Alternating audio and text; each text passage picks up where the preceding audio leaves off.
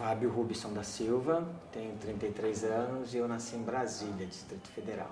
Tenho algumas vagas lembranças de como era lá. O fato que me marcou muito foi que eu torci o joelho com 5 anos e eu lembro da minha mãe correndo comigo para alguns hospitais em Brasília até chegar em um onde eu fui engessado.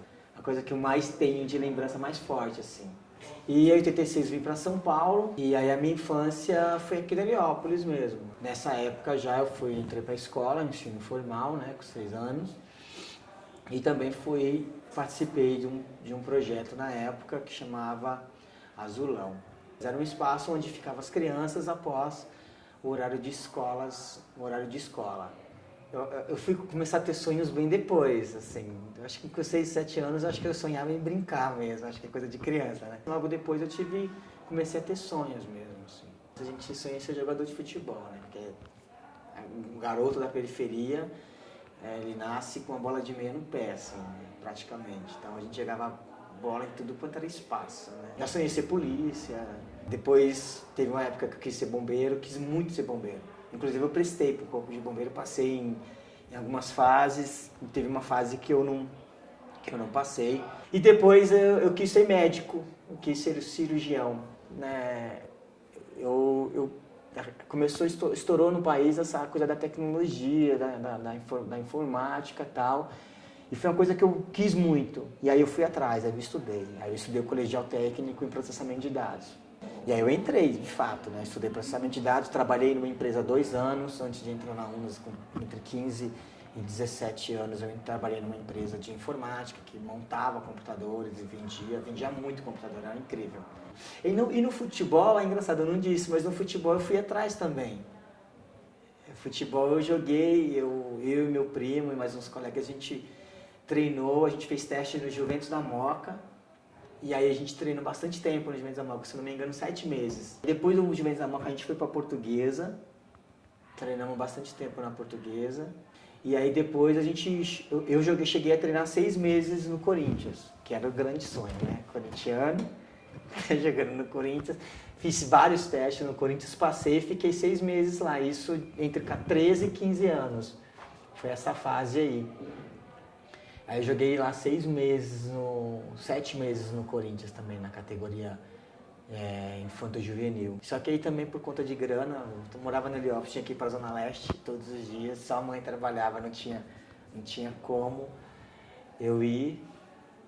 E aí a gente acabou abrindo mão desse sonho de ser jogador de futebol, porque naquela época já precisava de grana, né? Mas eu acho que eu abandono hoje.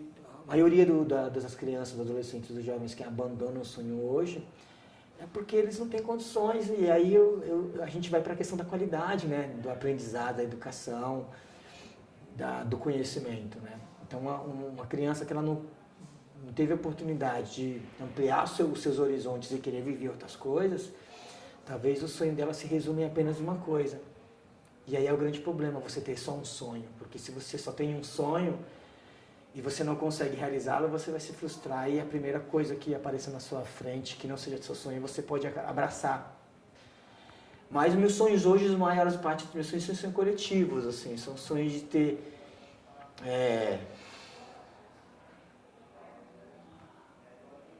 Hoje meu filho estuda numa escola particular, eu pago a escola dele. E a qualidade de educação dele é top. Eu não vou dizer que é a melhor do mundo, mas... eu sonho em ver essas crianças todas terem a mesma qualidade de educação que ele tem. Então, esse é o sonho coletivo, entendeu? Meus amigos, as pessoas que eu convivo, e mesmo as pessoas que eu não convivo, de ter vida melhor. Então, a base da minha família é nordestina, Paraíba. Eles saíram de Campo Grande, na Paraíba, e foram para o Rio, muito na época da construção dessas cidades, né? Porque meu avô era mestre de obra naquela época. E do Rio foram para Brasília, justamente na época da construção de Brasília, né? Uma fase da construção de Brasília. E aí depois do término da construção de Brasília, um tempo depois minha avó veio para São Paulo. Foi quando minha mãe veio para cá com minhas 2 irmãs e mais eu. Minha mãe com minhas irmãs se estabeleceu em São Paulo, aqui no Heliópolis, e aí ela tinha já comprado uns barracos aqui e tal. Em 86, 87, Heliópolis tinha 30 a 40 mil pessoas. Era uma cidadezinha de interior. E aí em 87 eu lembro que eles começaram a asfaltar a Coronel Silva Castro, que hoje é uma das ruas principais de Heliópolis, né? Uma das. E aí nessa fase de urbanização ali de daquela área, a gente acabou tendo que sair lá de onde a gente morava e ir para uma outra casa. E aí e essa outra casa minha mãe mora até hoje, assim, tá. Hoje tem meus parentes, que são minhas irmãs, e hoje minha família, minha esposa e meu filho de 7 anos, né. Medo? Já tive, muitos. Hoje, do proporcional que eu não tive pro meu filho, talvez eu acho que é o único. Quando a gente tem filho, a gente quer tudo pra ele, né? Tipo, a gente pensa tudo nele, assim. Mas eu acho que o maior medo é esse, assim, eu quero dar o melhor que eu puder pra ele. Acho que o meu medo é não poder dar. E aí os medos você tem que encarar eles como desafios e aí superá-los. Hoje eu posso dizer que eu tenho uma estabilidade, tenho em relação a tudo, assim, a gente tem sempre dificuldade. Dizer que não vive dificuldade é mentira. Quando a gente não tem uma vida espiritual equilibrada, eu penso dessa forma. Tudo é problema. Eu achava que eu precisava me encontrar, eu precisava me sentir bem em alguma coisa que me levasse a Deus, porque eu sempre acreditei em Deus, independente da forma que Ele tenha ou da origem que Ele tenha vindo. E na hora do aperreio, né? Na hora que você fala, ai meu Deus, você sempre grita pelo nome daquele que você não vê, né? Eu trabalho com o que eu gosto. Hoje na Unas, já fiz muitas coisas na Unas, né? Eu trabalho na Unas hoje, estou na Unas esse ano, acho que completa 18 anos que eu estou aqui.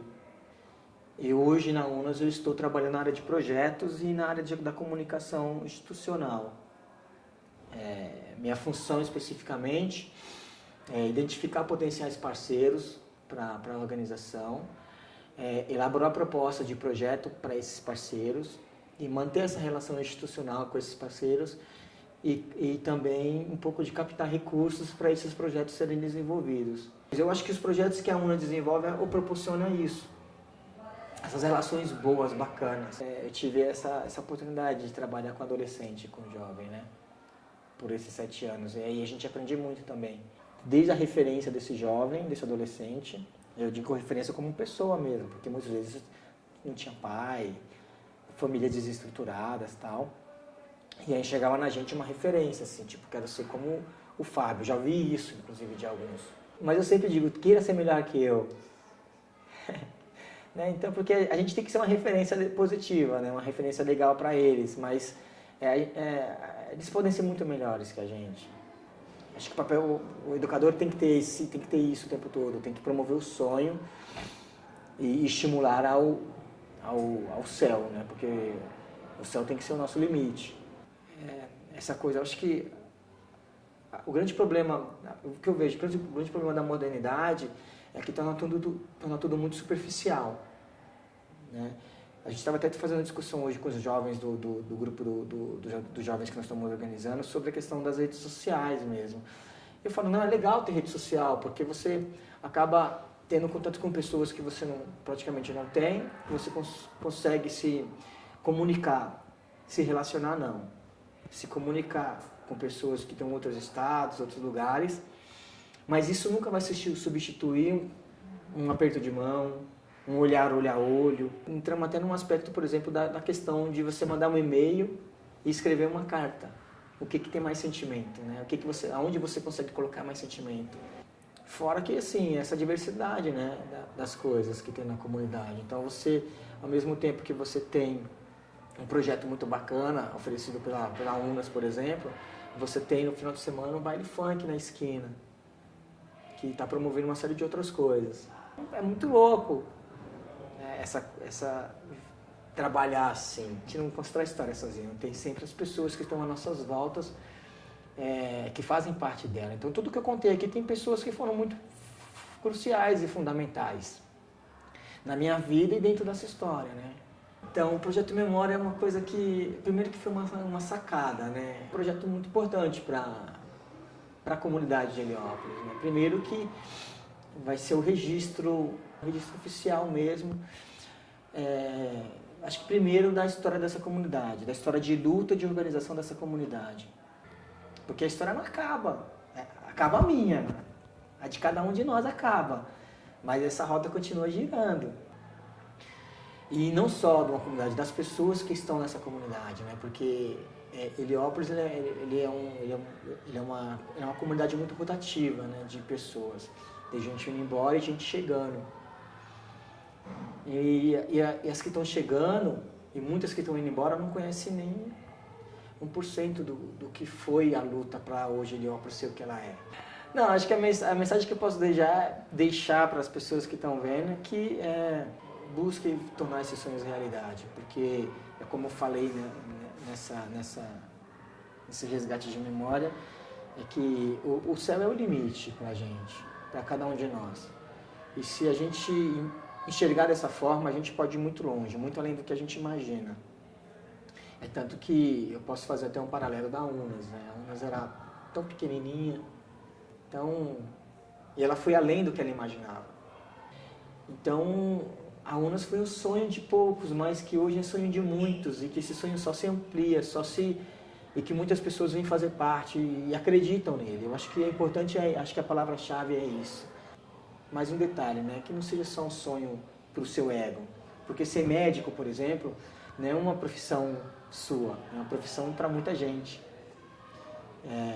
Ser bombeiro, como eu falei, não era uma profissão para mim, era uma profissão para muita gente. Até ser jogador de futebol não é uma profissão só sua, né? Quando você faz gol, você alegra muita gente. Então, que esses sonhos, a mensagem é que esses sonhos possam ser baseados e baleados nisso, assim, para outras pessoas. Que aí tem uma convicção de que eles se tornam realidade mais fácil.